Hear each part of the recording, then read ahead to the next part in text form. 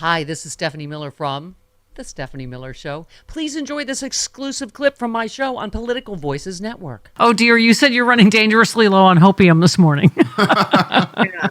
It's some bunch of body blows for sure. That's normally what I do is come in and bring the sunshine, but today's not that day, Miss Miller. So. Yeah.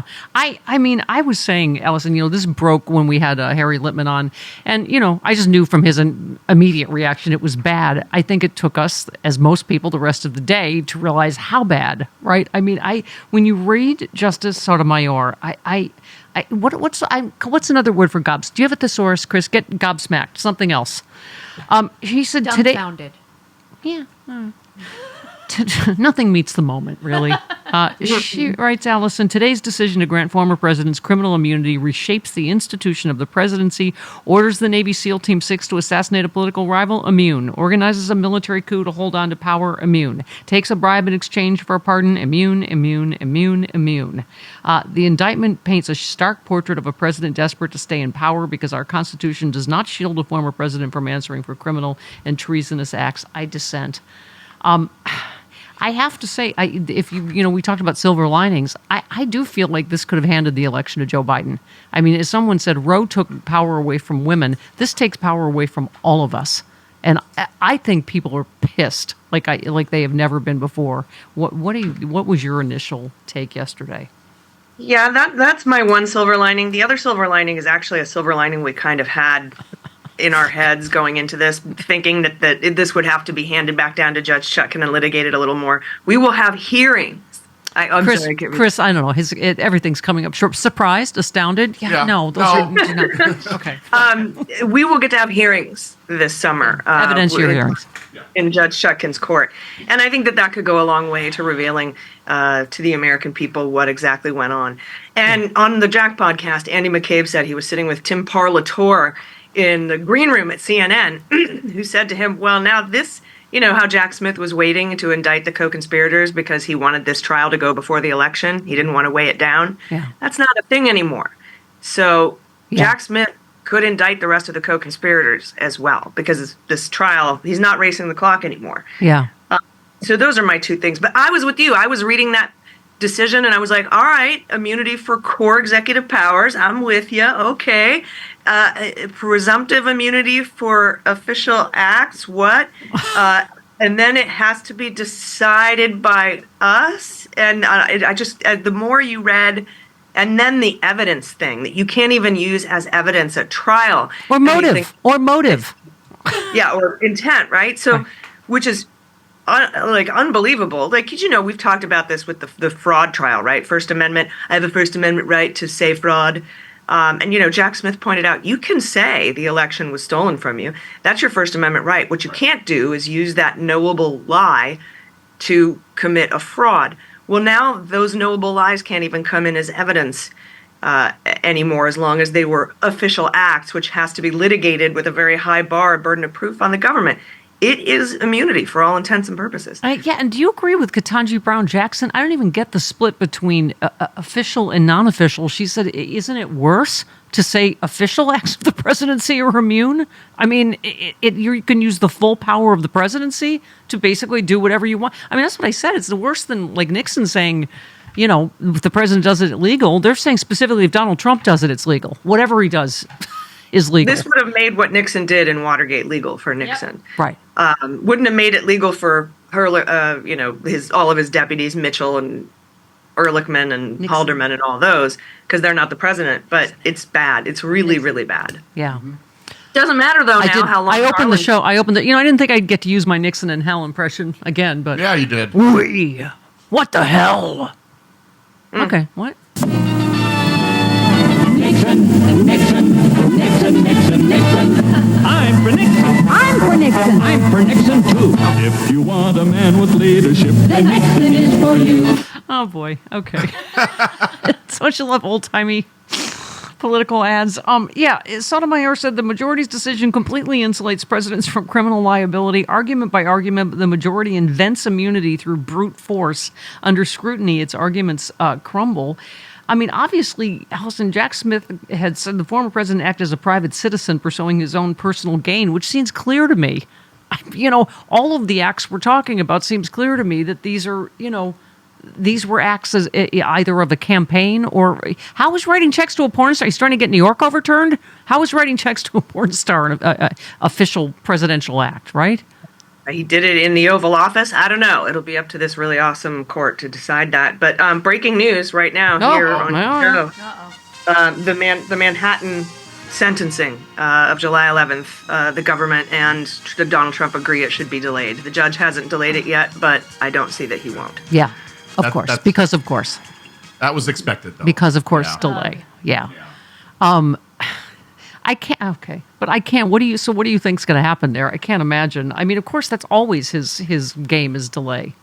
But I used to think that the way that the laws were written, we would be able to game out what would happen, but we can't do that anymore. So no, that's what I said. We're not all the legal analysts that you and I, rely on, AG. It's not that they're fantastic lawyers. We're not in a legal world anymore. We're in some political upside down. That it's if we're going based on what happened the last 200 years, right? Because it's just all of the people that told us to calm down. Now we're like, you said this wouldn't happen, right? Yeah,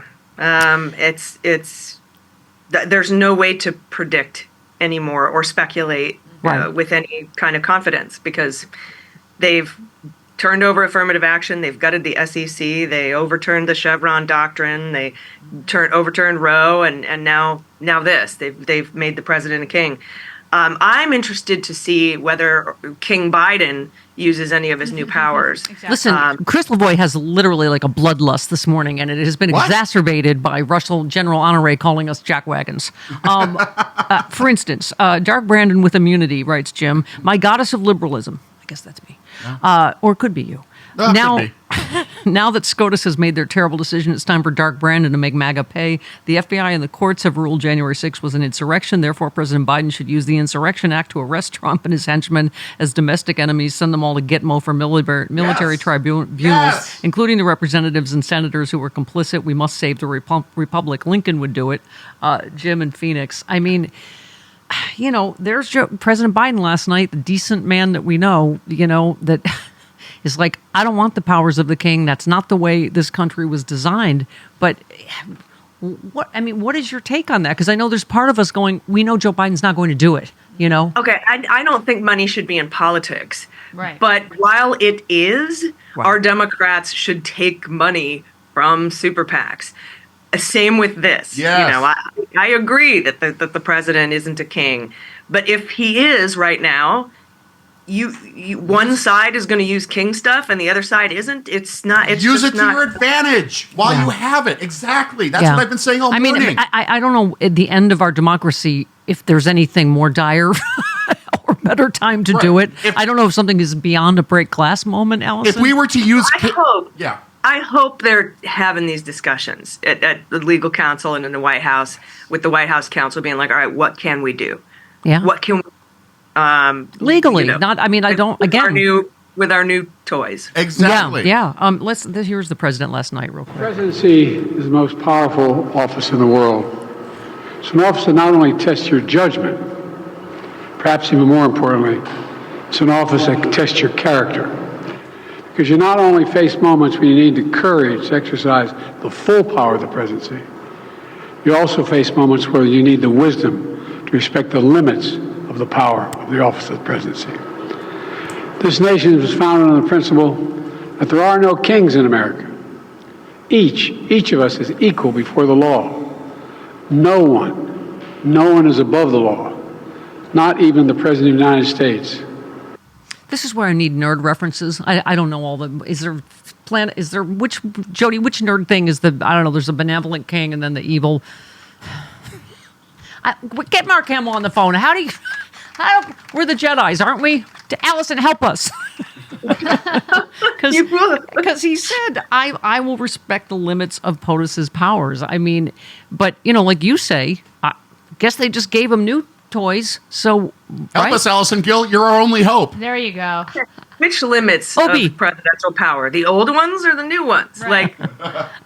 Right. I mean, that's the other thing is the right screams bloody murder, You know, Mike Johnson was already out there talking about, they ought to 25th Amendment him after the debate. It's like, oh, shut up. I mean, it's just, I think they will use any means necessary, right? Mm-hmm. Yeah, and you know, their whole thing about how Joe Biden is somehow conspiring with the Justice Department on these charges. Well, that's legal now, so they can stop complaining. So, I'm right there with you. I am all 100% behind Joe Biden. I will vote for Democrats up and down the ticket, all the way down the ticket, and all the way up the ticket. But like that's all we have left. It is the single biggest check on executive power, voting. But that's it's up to us. Yep. Let me Jen Palmieri echoing what you just said real quick. What assurance does anyone in America have that Supreme Court would ever tell this man no? You know, I mean, this is just, it's not anything I ever expected to see. I had no notion that America was on this kind of collision course. But I think for the Biden campaign and for people who, after the debate, we see the voters seem to be hanging in there with him. And I think now I think that this is going to dramatically change the race in Biden's favor in terms of people understanding, they just said he could be king. They are never going to tell him no.